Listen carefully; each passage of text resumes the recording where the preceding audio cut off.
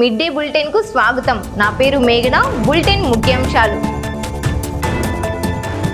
అస్సాంలో ప్రాణాలు కోల్పోయిన ఐఐటి విద్యార్థిని సాయి చైతన్యకు కన్నీటి వీడ్కోలు. స్వగ్రామం ఎన్ కోటాలపల్లిలో విషాద ఛాయలు. పవిత్ర బ్రహ్మంగారి మఠం వివాదం మరోసారి తెరపైకి. కడప ప్రెస్ క్లబ్ లో బాధితురాలు మారుతి లక్ష్మీదేవి పలు ఆరోపణలు. నంద్యాల ఆటోనగర్ స్థలాల వివాదం మళ్లీ రచ్చకెక్కింది. నిస్సార్ మృతికి బాధ్యులపై చర్యలు తీసుకోవాలని కుటుంబ సభ్యులు డిమాండ్. కడప జిల్లా వ్యాప్తంగా మాజీ ఎంపీ ఎద్దుల ఈశ్వర్రెడ్డి 40వ వర్ధంతి. సిపిఐ నాయకుల ఘన నివాళులు. ఆయన ఆశయ సాధనకు కృషి చేస్తామని స్పష్టం. అస్సాంలోని గౌహతి ఐఐటిలో 2వ సంవత్సరం చదువుతున్న సాయి చైతన్య మృతదేహం సోమవారం కడప జిల్లా పెద్దముడియం మండలం ఎన్ కోటాలపల్లె గ్రామానికి చేరుకోవడంతో గ్రామంలో విషాద ఛాయలు అలుముకున్నాయి. బ్రహ్మపుత్ర నదిని సందర్శించే క్రమంలో వరద ప్రవాహంతో కొట్టుకుపోయిన ఆమె మృతదేహాన్ని గాలింపు అనంతరం గుర్తించిన అస్సాం అధికారులు పోస్టుమార్టం చేసి కుటుంబ సభ్యులకు అప్పగించారు. స్వగ్రామానికి మృతదేహం చేరుకోగానే గ్రామస్తులు, బంధువులు, అధికారులు పెద్ద సంఖ్యలో తరలివచ్చి తుది నివాళులు అర్పించారు. సాయి చైతన్య తండ్రి సాయినాథ్ రెడ్డి జమ్మలమడుగు మండల తహసీల్దార్ గా విధులు నిర్వహిస్తున్నారు. యువ విద్యార్థిని అకాల మరణం స్థానికంగా తీవ్ర విషాదాన్ని నింపింది.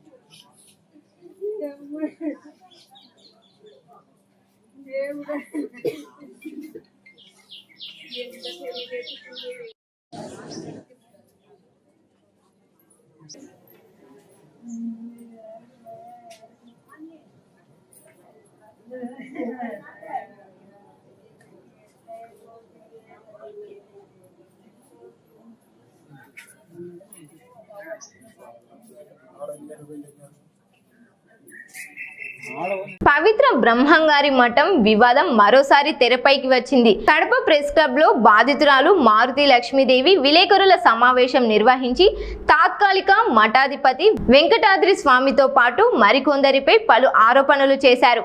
పోలీసులకు ఫిర్యాదు చేసినా ఎఫ్ఐఆర్ నమోదు కాలేదని, తనకు వేధింపులు, బెదిరింపులు కొనసాగుతున్నాయని ఆవేదన వ్యక్తం చేశారు. ఈ వ్యవహారంపై సమగ్ర దర్యాప్తు చేసి బాధ్యులపై చర్యలు తీసుకోవాలని ప్రభుత్వాన్ని కోరారు.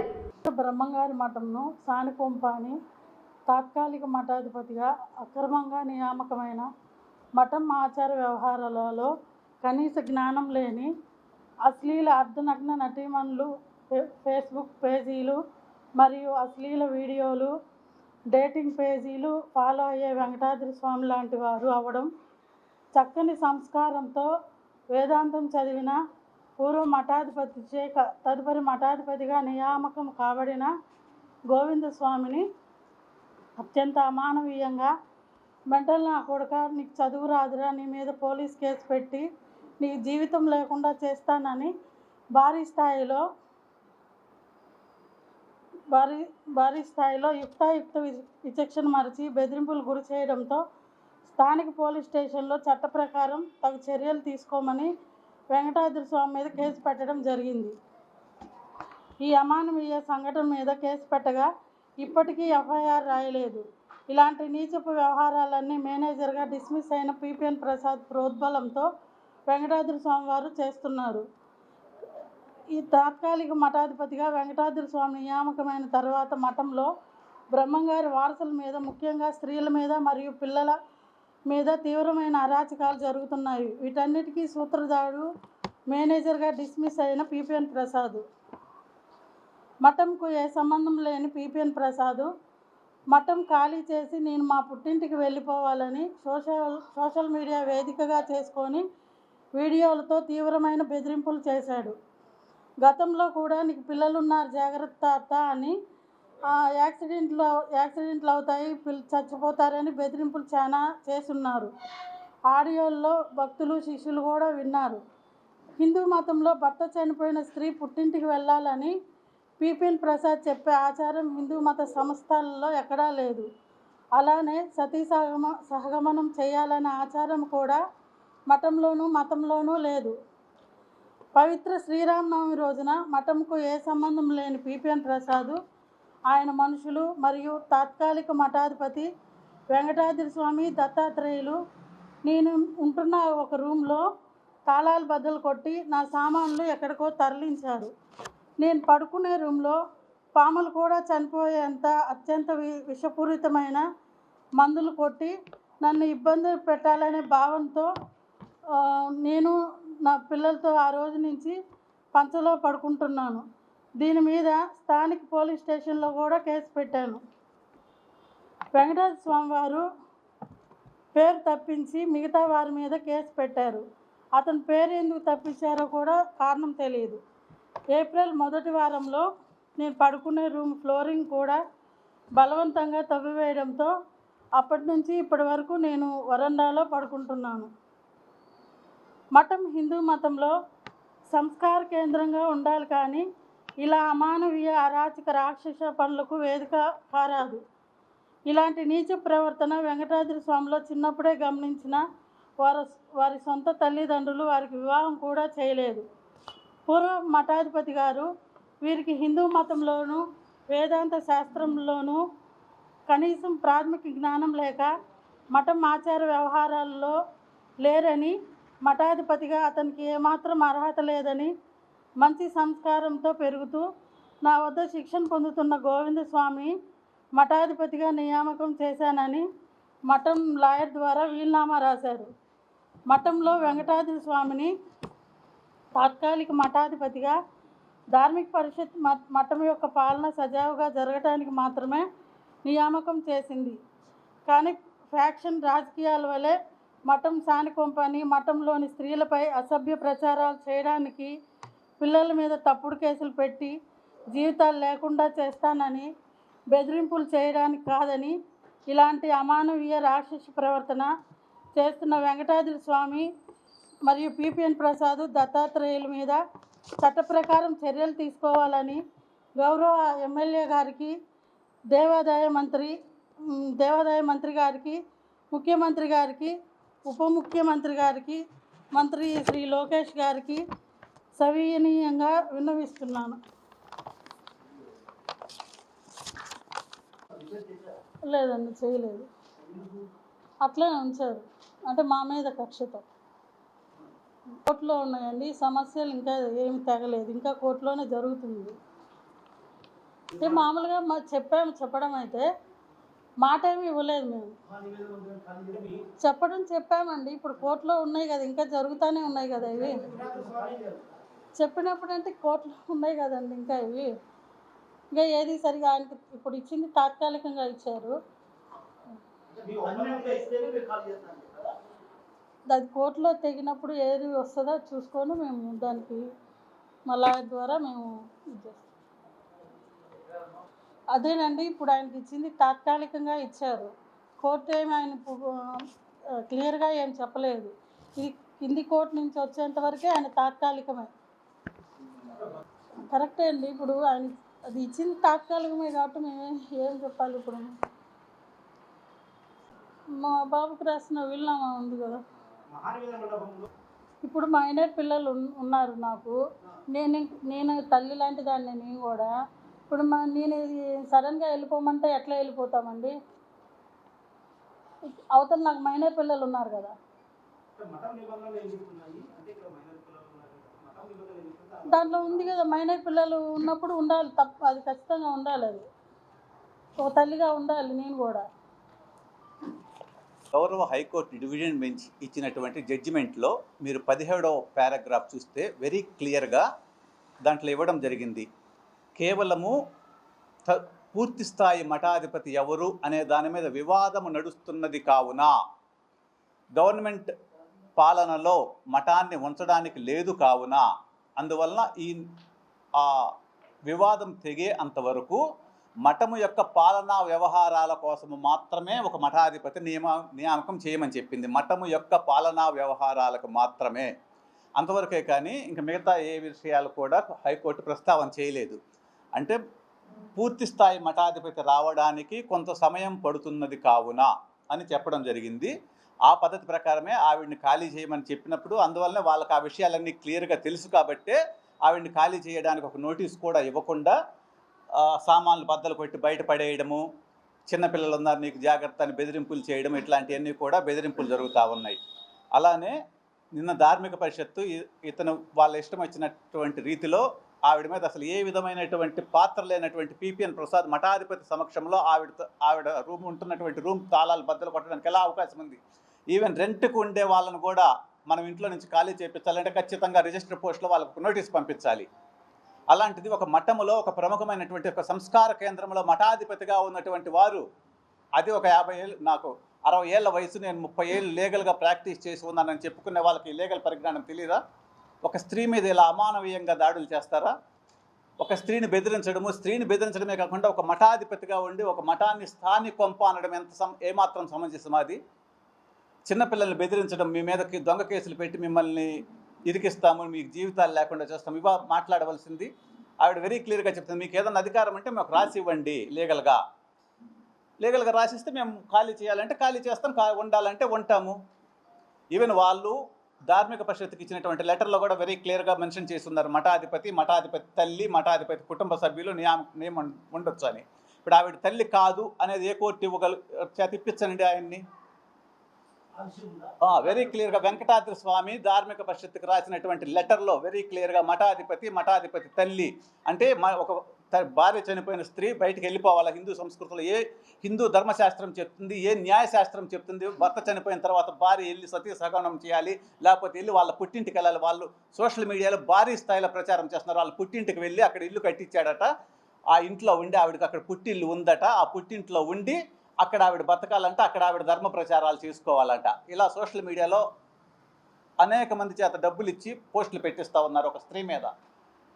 ఇంత దారుణంగా జరుగుతుంది. ఈవెన్ నిన్న ఈ ధార్మిక పరిషత్తు వెరీ క్లియర్గా ఈ పిపిఎన్ ప్రసాద్ అనే ఇతను చేస్తున్నటువంటి కార్యక్రమాలన్నీ కూడా మఠం యొక్క పరువు ప్రతిష్టలకి తీవ్రమైనటువంటి భంగం కలిగిస్తూ ఉన్నాయి, అందుకని ఇతన్ని ఎలాంటి పరిస్థితుల్లో కూడా మఠంలో మేనేజర్గా పనికిరాడు అని దాన్ని రద్దు చేయడం జరిగింది ధార్మిక పరిషత్తు.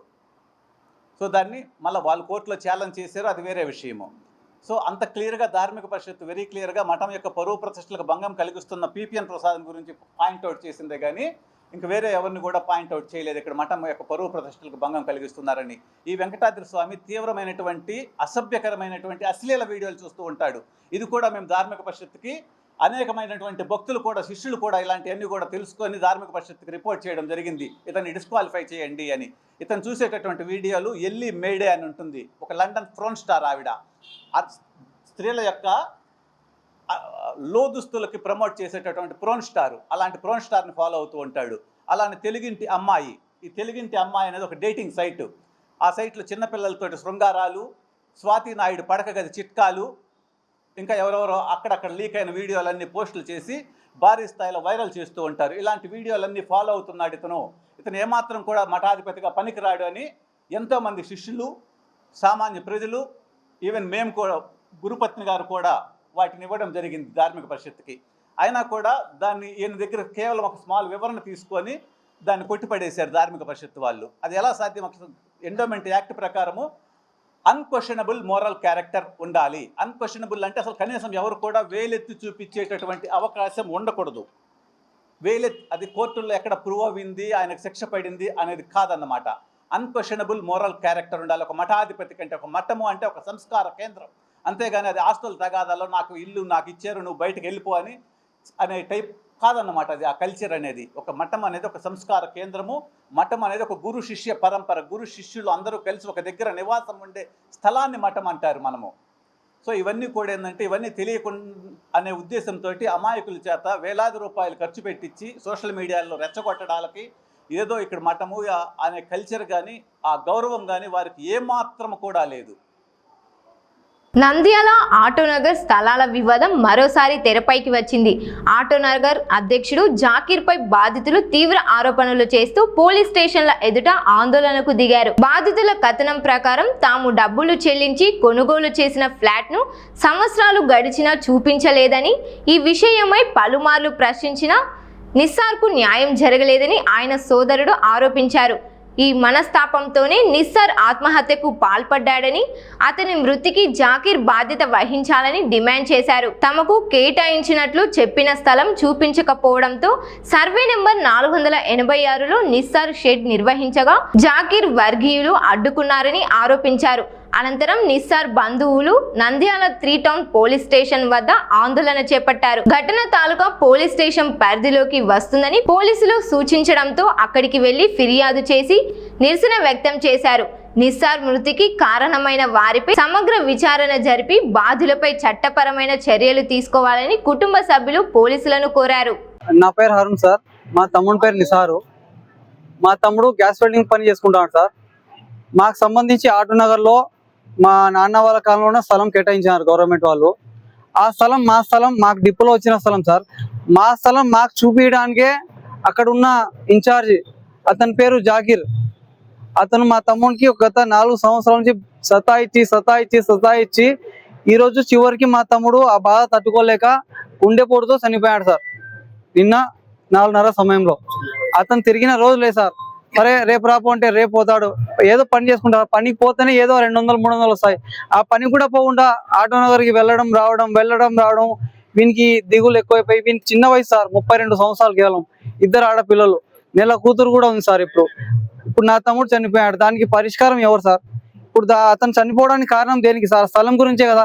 మా స్థలం మాకు ఇవ్వడానికి అతను ఆటోనగర్ జాకీరు అంటే ప్రెసిడెంట్ అంట అతను మా స్థలం మాకు ఇవ్వడానికి ఎందుకు సార్ ఇంత అబ్జెక్షన్? ఇంకా చాలా మంది స్థలాలు ఉన్నాయి సార్ ఆడ, కానీ ఎవరికి కూడా క్లియర్ కావడంలో, ఎందుకు కావడంలో అర్థం కాలే. మా స్థలం మాకు రావడానికి ఎందుకు వాళ్ళు మెజర్మెంట్ చూపించడం లేదు, మాకు అర్థమే కావట్లేదు. ఇప్పుడు మా తమ్ముడు చనిపోయాడు సార్, వానికి న్యాయం జరగాల. 2 చిన్న పిల్లలు ఉన్నారు. మాది ఆటోనగర్లో 380 site number sir, 468 survey number. మాది మెజర్మెంట్ కరెక్ట్ చూపించి ఇస్తే మేము ఏదో ఒకటి వేసుకొని దాంట్లో వర్క్ షెడ్లు వేసుకొని ఏదో ఒకటి చేసుకోవాలని మేము అనుకుంటున్నాం. 4 సంవత్సరాలు సార్, 4 సంవత్సరాల నుంచి మా స్థలం మాకు రిజిస్ట్రేషన్ ఉన్నా కూడా ఆ స్థలం మాదే కాదా అన్నట్టు ఉంది సార్ ఆడ అందరి కూడా. ఇది దగ్గర ఒక 4 సంవత్సరాలు జరుగుతుంది సార్. యూనియన్ వాళ్ళు మొత్తం కూడా వచ్చినారు, వాళ్ళది కూడా అదే సమస్య. ఇప్పుడు నా తమ్మునికి న్యాయం జరగాలి సార్. వానికి పిల్లలు ఉన్నారు, దానికి సంబంధించి కారణం ఎవరో క్లియర్ గా అర్థమైంటుంది మీకు. అక్కడ ఉన్న యూనియన్ కమిటీ, పాత కమిటీ ఎవరో వాళ్ళే బాధ్యులు. కొత్త కమిటీకి ఆగుతున్నారు, వాళ్ళకి అప్పగియడంలే. నేను ఉన్నాగా మీరు ఎంత స్థలాలు వేసుకుంటారు, మీరు ఎట్లా నిర్మించుకుంటారు, మేము వచ్చి చూపిస్తేనే మీరు వేసుకోవాలని చెప్పి సతాయిస్తున్నారు సార్. ఇప్పుడు మా తమ్ముడు చనిపోయాడు సార్, చిన్న వయసు, 2 పిల్లలు. నేను మాట్లాడలేను సార్, ఇంతకు మించి ఏం మాట్లాడలేను. వాని గురించి ఏదో ఒక న్యాయం చేయాలి సార్. సార్ 5 సెంట్లకు డబ్బులు కట్టినాం సార్. మేము మధ్యలో తీసుకుంది కాదు, మా నాన్నకు వచ్చింది డిపోలో వేసింది. అది లక్కీ డ్రా. మాదే 92 నుంచి జరుగుతున్నాయి, అవి 95 నుంచి ఉన్నాయి. డిపోలో వచ్చింది, మధ్యలో మేము కొనుక్కోలే, ఎవరికి అమ్ముకోలే. మా స్థలం మాకు చూపించడానికి ఎందుకు సార్ ఇబ్బంది? వాళ్ళ ప్లాన్ ఉంది సార్, ఆ ప్లాన్ ప్రకారం మేము పోతున్నాం. మా బిట్టు కార్నర్ డబ్బులు కూడా కట్టేసినాం, రిజిస్టర్ కూడా అయిపోయింది. అయినా ఇంచుమించు మా స్థలం ఇది కాదు అది కాదు, మేము వచ్చి చూపిస్తాంలే చెప్పి, రేపు వస్తాం, మెరుగు వస్తాం అని చెప్పి సతాయిచ్చి ఈరోజు ఆ స్థలం మీద కూడా సుమారు ఖర్చు అయింది సార్. మేము ఫస్ట్ మొత్తం కట్టింది కాక మళ్ళీ మధ్యలో కూడా కట్టినాం సార్. మళ్ళీ మధ్యలో వానికి నాకు తెలిసి హరాస్మెంట్ కాల్స్ కూడా వచ్చింటాయి సార్. అది నేను వినలేదు కానీ వచ్చినాయి సార్. వాళ్ళు బాధపడి చెప్తున్నాడు, నాకు బెదిరిస్తున్నారు అనే మాట కూడా చెప్పాడు ఒకసారి సార్. రీసెంట్గా వాడు పోయిన వారంలో చాలా బాధపడినాడు.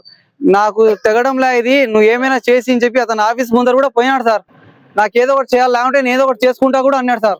మేమే వానికి వద్దున్నారు, ఆయన పిల్లలు పిల్లం ఉన్నారు, ఏం చేసుకోకు అని చెప్పినాం సార్. అదే సార్ చేసుకొని ట్రై చేసినాడు. దేనికి పరిష్కారం కావట్లేదు నా స్థలం గురించి. మేమే అందరం చెప్పి లేదు లేరా వస్తారని చెప్పి నమ్మించాం సార్. కానీ ఇంకా బాధ ఎక్కువైపోయి వానికి స్ట్రోక్ వచ్చి ఇంటికి షెడ్ కాడ పని చేసుకుంటా చెమటలు ఎక్కువ వచ్చేసి పెద్ద ఆసుపత్రి పిలుచుకుపోయినాం సార్.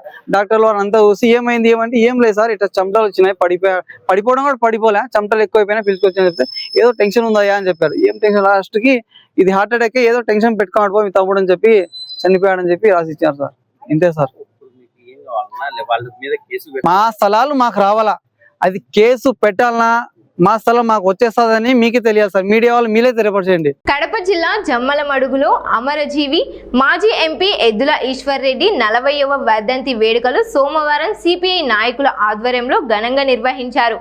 పాత బస్టాండ్ సమీపంలో ఉన్న ఎద్దుల ఈశ్వర్ రెడ్డి విగ్రహానికి మాజీ ఎమ్మెల్సీ నారాయణ రెడ్డి, సిపిఐ నియోజకవర్గ కార్యదర్శి ప్రసాద్తో పాటు పార్టీ నాయకులు పూలమాలలు వేసి ఘనంగా నివాళులు అర్పించారు. ఈ సందర్భంగా వారు మాట్లాడుతూ స్వాతంత్ర్య ఉద్యమంతో పాటు రైతులు, కార్మికులు, పేద ప్రజల హక్కుల సాధన కోసం ఎద్దుల ఈశ్వర్ రెడ్డి చేసిన సేవలు చిరస్మరణీయమని కొనియాడారు.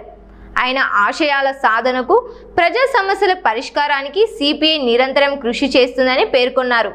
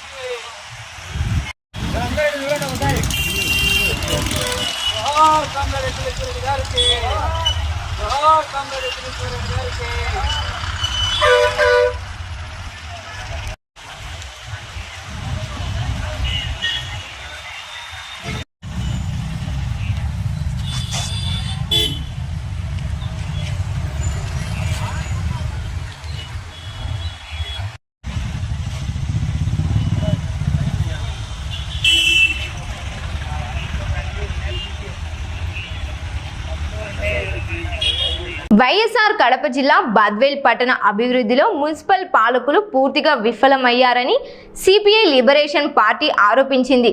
మున్సిపల్ కార్యాలయం ఎదుట ధర్నా నిర్వహించిన నాయకులు 100 కోట్ల రూపాయలు ఖర్చు చేశామని చెబుతున్నా అభివృద్ధి కనిపించడం లేదని విమర్శించారు. పట్టణంలోని పలు సమస్యల పరిష్కారంతో పాటు ప్రభుత్వ స్థలాల ఆక్రమణలపై చర్యలు తీసుకోవాలని కోరుతూ మున్సిపల్ అధికారులకు వినతి పత్రం అందజేశారు. తొలగించాలి 70 లేఅవుట్లోని అక్రమ కట్టడాలను, తొలగించాలి 70 లేఅవుట్లోని అక్రమిత కట్టడాలను, చర్యలు తీసుకోవాలి. రస్తాలు కలవత్తులు ఆక్రమించిన వారిపైన చర్యలు తీసుకోవాలి. రస్తాలు కలవత్తులు ఆక్రమించిన వారిపైన పేదల పట్ల వివక్ష చూపుతున్న మున్సిపల్ అధికారులు, పేదల ఇళ్లను కూలుస్తున్న మున్సిపల్ అధికారులు, పేదలపై దౌర్జన్యం చేస్తున్న మున్సిపల్ అధికారులు, సిగ్గు బడాబాబులను వదిలి పేదల జోలికి రావడము, సిగ్గు బడాబాబులను వదిలి పేదల జోలికి రావడము, సిగ్గు పెద్ద పెద్ద భవనాలు వదిలి పేదల ఇళ్లను కూల్చడము, సిగ్గు పెద్ద పెద్ద భవనాలను వదిలి పేదల ఇళ్లను కూల్చడము. వడ్డేలాలి సిపిఎంఎల్ లిబరేషన్, పరిష్కరించాలి పట్టణంలోని ప్రజా సమస్యలను వెంటనే పరిష్కరించాలి.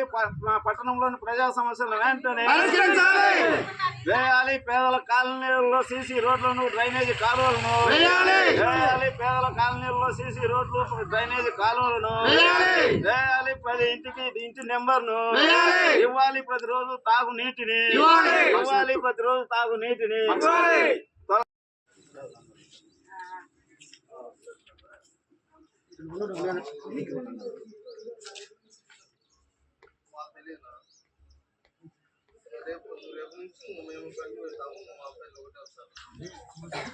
బద్వేల్ పట్టణంలో మన మున్సిపాలిటీ పరిధి 35 వార్డుల్లో అన్నీ ఉన్నాయి. ఎక్కడెక్కడ పబ్లిక్ పర్పస్లు ఆక్రమించింది, ఎక్కడెక్కడ ఊరూరు పెద్ద పెద్ద రోడ్లు ఆక్రమించినట్టు, ప్లస్ కలవట్లు ఆక్రమించి మొత్తం ఆధారాల సహా మేము ఇస్తున్నాం. మన ఆఫీసులో ఉన్నాయో నాకు తెలియదు. గతంలో నరసింహారెడ్డి కమిషనర్ గారు ఉన్నప్పుడు గతంలో నరసింహారెడ్డి గారు కమిషనర్ గారు ఉన్నప్పుడు బద్వేల్ మున్సిపాలిటీలో 35 వార్డుల్లో ఇటు గోపవరం ఇటు బద్వేల్ 2 కమ్యూనిటీ ఉంది కాబట్టి 70 లేఅవుట్లు ఇచ్చినాం.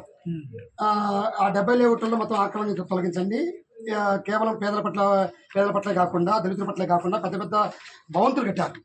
అంత సేమ్ టైం ఈయన్నే మన మున్సిపల్ ఆఫీసుకు కొద్దిగా దూరంలోనే మున్సిపల్ ఆఫీస్కు కొద్ది దూరంలోనే మన noble Shankar Reddy farm house ఆడ గెస్ట్ హౌస్ లోనే 100 లింకుల రోడ్డు ఆక్రమించి యథేచ్ఛగా గుడి కట్టారు. ఈయనే జస్ట్ ఆడపరంగా లేదు. అన్న సేమ్ టైం మొత్తం అంతా పబ్లిక్ కోసం ఆక్రమణ. ఇప్పుడు మీకు 20 లేఅవుట్లు సమర్పించాము. ఇంకా 50 లేఅవుట్లు మొత్తం అన్ని ఇస్తాం మేము. ఎందుకంటే ఆమె దగ్గర ఫైల్ ఉంది కాబట్టి అన్ని మొత్తం అంతే ఓపెన్ చేసి ఇంకా మేము ఇచ్చాము మీకు అంతా. ఎక్కడెక్కడ ఆక్రమించినట్టు మొత్తం అంతా లేఅవుట్లు మేమంతా ఇచ్చాము. మార్కేసి ఆక్రమించి పబ్లిక్ పర్పస్ కలవట్లు అటుపోతే రోడ్లు మొత్తం అంతా ఆక్రమించరు. దానికన్నా ముఖ్యంగా బద్వేలు కడప మెయిన్ రోడ్డు కోర్టులు వెళ్ళే స్థలం పెద్ద 200 లింకుల రోడ్డు ఆక్రమించారు. 1, 2 200 లింకుల రోడ్డు ఎండింగ్ అక్కడ ఆక్రమించారు. ఇక్కడ మన ముందు ఐస్ క్రీమ్ ప్రారంభం రోడ్డు ఆక్రమించి ఐస్ క్రీమ్ ప్రారంభం వేసిండు. ఇది ఇక్కడ మొత్తం టోటల్ గా ఆక్రమించారు. మేమేమంటున్నామంటే నిజంగా మీకు మన అధికారులు వాళ్ళని లేకుండా కొట్టేసి మొత్తం అన్ని కొట్టేసండి. కేవలము ఏకపక్షంగా ఎవరిస్తే మాత్రము హైకోర్టు ఆశిస్తాం, బోన్లో నిలబడతాం. అందరూ నిలబడతాం. ఎందుకంటే కోర్టుకు అందరూ అతిథులే. ఈరోజు ఈమె దళిత మాదిగ కులానికి చెందిన లచ్చమ్మ ఈమెకు మీరే ప్లాన్ అప్రూవల్ చేశారు. ఇది ప్లాన్ అప్రూవల్ కాగితం. ఈ ప్లాన్ ఒక రోడ్డు ఇది ప్లాన్ అప్రూవల్ ఎందుకు చేశారు? ఎంత లెక్క తీసుకుని చేసినారు ప్లాన్ అప్రూవల్?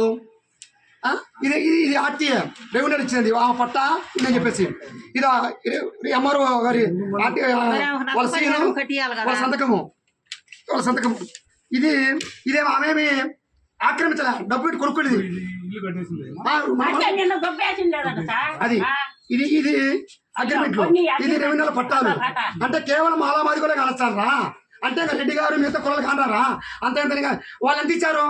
పెద్ద పెద్ద రోడ్లు ఆక్రమించినట్లు పెద్ద పెద్ద రోడ్లు ఆక్రమించి భవంతులు కడితే వాళ్ళు ఎంత ఇచ్చారు?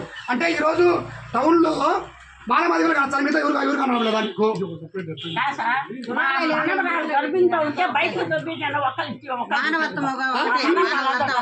ఇది మీరు ఇచ్చిన ప్లాన్ అప్రూవల్ కదా. ఒక రోడ్ ఇది ప్లాన్ అప్రూవల్ ఎందుకు ఇచ్చారు? ఇది మీకు ఇవ్వలేదు. కోర్టు ఎక్కిస్తా, కోర్టులో వేస్తాము అందరూ అడుగు సమాజం చెప్పారు. ఇది మీరు ఇచ్చిన ప్లాన్ అప్రూవల్ కదా. ఇది మీరు ఇచ్చిన ప్లాన్ అప్రూవల్ కదా సార్. ఇది మీరు ఇచ్చిన ప్లాన్ అప్రూవల్ కదా. మన మున్సిపాలిటీ కాదు కదా అనుకుంటా కాదు. మీరు మాకు సమాజం చెప్పండి. మీరు ఇచ్చిందే కదా. మీరు ఇచ్చిన దానికి దిక్కు లేకపోతే దిక్కు ఉంటుంది. చూడండి మేమైతే మీకు ఆధార్ సహా ఇచ్చినాము, సపరేట్ ఇస్తాము. దాని కోర్టులో సబ్మిట్ చేస్తాము.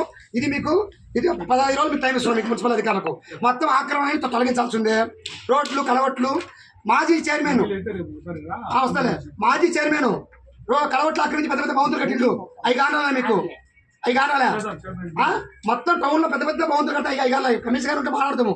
ఆయన ఫోన్ చేసి వస్తామండి. బద్వేలు మున్సిపల్ కార్యాలయం ముందు భారత కమ్యూనిస్ట్ పార్టీ సిపిఎంఎల్ రిబలేషన్ ఆధ్వర్యంలో ధర్నా కార్యక్రమం నిర్వహించడం జరుగుతోంది. ఈరోజు మున్సిపల్ అధికారులకు ఇటు గోపారం రెవెన్యూ అధికారులకు ఈ సందర్భంగా ధర్నా సందర్భంగా మున్సిపల్ అధికారులకు ఇటు గోపారం రెవెన్యూ అధికారులకు ఆధారాలు చూపుతూ మీ దగ్గర ఆధారాలు లేకపోతే మేమే ఆధారాలు సమర్పిస్తున్నాము. మీకు బద్వేల్ పట్టణంలో మడగోరపల్లి పంచాయతీ కానీ లేదా చెన్నపల్లి పంచాయతీ కానీ అదేవిధంగా మున్సిపాలిటీ పరిధిలో ఉన్నటువంటి 35 వార్డుల్లో అదేవిధంగా ప్రధాన రహదారైనటువంటి కడప బద్వేలు అదేవిధంగా నెల్లూరు బద్వేలు మైదుకూరు బద్వేలు ఇటు పౌర్మవెల్ల బద్వేలు ప్రధాన రహదారుల్లో కలవట్లు ఆక్రమించి అదేవిధంగా లేఅవుట్లు ఆక్రమించి మొత్తం ఈరోజు 100 లింకుల రోడ్లను సైతం ఆక్రమించి పెద్ద పెద్ద భవంతులు కట్టారు.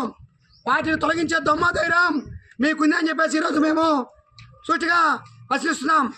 ఈరోజు మీరు ఇచ్చినటువంటి ప్లాన్ అప్రూవల్, మీరు ఇచ్చినటువంటి ఇంటి పన్ను, మీరు ఇచ్చినటువంటి ఇంటి పట్ట పక్కనే ఉన్నటువంటి లచ్చమ్మకు ఉంటే ఈరోజు ఒక దళిత మహిళ మాదిగ కులానికి చెందినటువంటి ఆమె ఇల్లు ఈరోజు ఎటువంటి నోటీస్ లేకుండా కూర్చోవడం జరిగింది. అంటే అదేమంటే రోడ్డు అంటారు. అంటే ఈరోజు ఒక దళిత మహిళను మాత్రమే రోడ్ల కింద మీరు చూపిస్తారా? అంటే దాదాపు బద్వేల్ పట్టణంలో ఉన్నటువంటి 70 కిలోమీటర్లు మొత్తం మార్కేసి మొత్తం మేము 100 లింకుల రోడ్లు, కలవట్లు, అదేవిధంగా మొత్తం పబ్లిక్ పర్పస్ మొత్తం అన్ని ఆక్రమించారు. ఇవన్నీ మీరు కళ్ళకు కనపడం లేదా? పెద్ద పెద్ద బడబాబు నేతలు కోట్లాది రూపాయలకో లేకపోతే వ్యాపారాలు చేస్తుంటే అవి కాండడం లేదా? ఈరోజు లక్షలాది రూపాయలు మీరు డబ్బులు తీసుకొని ముడుపులు తీసుకొని ఈరోజు పేదలకు ఒక న్యాయం, పెద్దలకు ఒక న్యాయం, దళితులకు ఒక న్యాయం, అగ్రవర్ణాలకు ఒక న్యాయంగా ఊరిస్తే ఖచ్చితంగా హైకోర్టు ఆశిస్తాం, కోర్టులో మిమ్మల్ని నిలబెడతామని చెప్పేసి తెలియజేస్తూ ఈరోజు మున్సిపల్ కమిషనర్ గారికి మొత్తం ఆధారాలు సహా పట్టణంలో ఏ లేఅవుట్లు ఎక్కడ ఆక్రమించారు, అదే పబ్లిక్ పర్పస్ ఎక్కడ ఆక్రమించారు, కలవట్లు ఎక్కడ ఆక్రమించారు, మొత్తం ఆధారాలు సహా సమర్పిస్తున్నాం.